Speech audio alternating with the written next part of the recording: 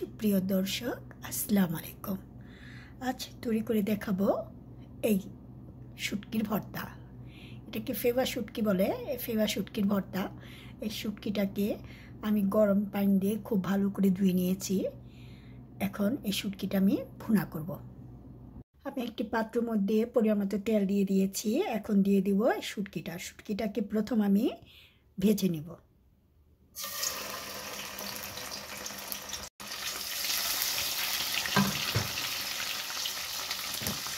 আমার চুলার আঁচ কমিয়ে শুটকিটা ভাজতে হবে যেন পুড়ে না যায়।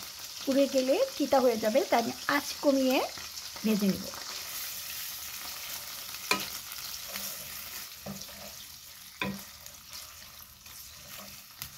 আমি কাঁটাটা আলাদা করে ফেলবো, কাঁটাটা ফেলে দিব।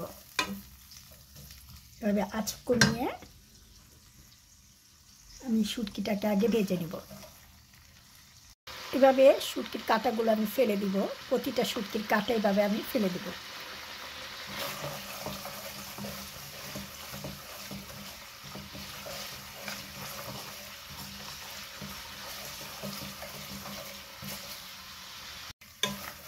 আমি শুটকি থেকে সবগুলো কাঁটা উঠিয়ে নিয়েছি।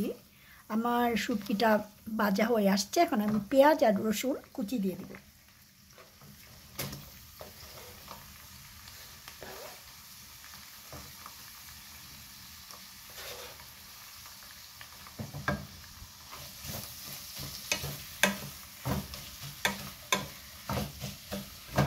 পেঁয়াজ রসুন ভাজা হয়ে আসলে অ্যাড করব আদা রসুন পেস্ট আর হলুদ আর বেশি পরিমাণের মরিচ গুঁড়া আর পরিমাণ মতো লবণ।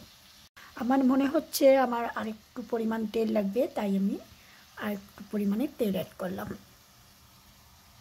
থেকে আমি সবগুলো কাটা এভাবে উঠিয়ে নিয়েছি। পেঁয়াজ আর রসুনটা খুব ভালো করে ভেজে নিতে হবে যেন পেঁয়াজটা কাঁচা আর রসুনটা কাঁচা না থাকে। দর্শক, আমি একটি পাত্রের মধ্যে পরিমাণ মতো আদা রসুন, লবণ, হলুদ আর একটু বেশি পরিমাণ মরিচ নিয়ে একটু পানি দিয়ে গুলিয়ে নিব। আমি মশলাটা গুলিয়ে নিয়েছি। আমার পেঁয়াজ রসুন ভাজা হয়ে আসলে আমি এই মশলাটা দিয়ে দেব।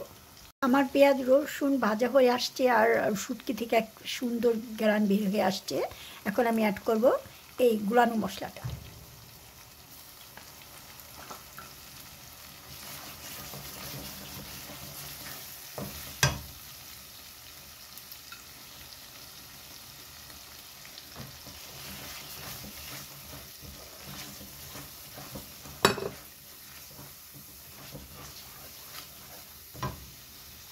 প্রিয় দর্শক, যাদের পাতা নেই এবং ব্লেন্ডারে শুট খেতে অত মজা লাগে না, তাদের জন্য এই পদ্ধতি।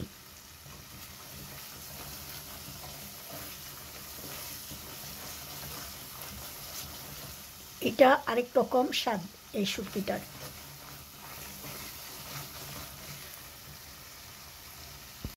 সুপ্রিয় দর্শক, আমার শুটকিটা ভাজা ভাজা হয়ে আসছে, তেল উঠে আসছে। এখন আমি অ্যাড করব সামান্য পরিমাণ বাটি ধোয়া পানি।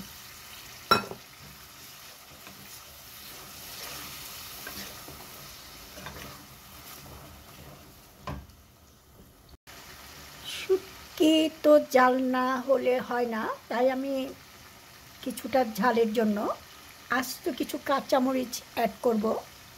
দিয়ে দিলাম আস্ত কিছু কাঁচামরিচ। আমি কেটে দিলাম না, কারণ বেশি যেন জাল না হয়। জাল লাগলে একটু ডলে খাওয়া যাবে, এর জন্য আমি আস্তেই দিয়ে দিলাম।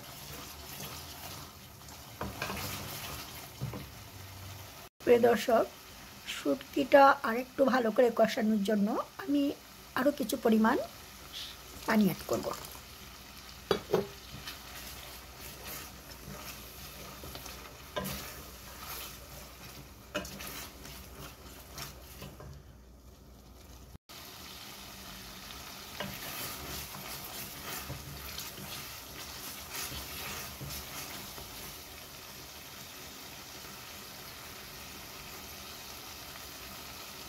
শুটকিটাকে খুব ভালো করে কষিয়ে নিচ্ছি। দর্শক, এই শুটকিটা রান্না করে অনেক দিন পর্যন্ত রেখে খাওয়া যায়। প্রিয় দর্শক, আমার শুটকিটা খুব সুন্দরভাবে গলে আসছে পেঁয়াজ রসুন।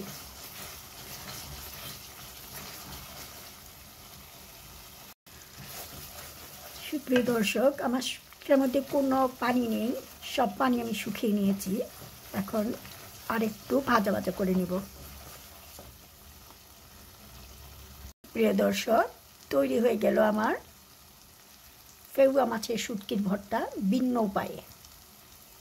প্রিয় দর্শক, আমার শুটকি থেকে তেল উঠে আসছে, অতএব আমার শুটকি অলমোস্ট ডান।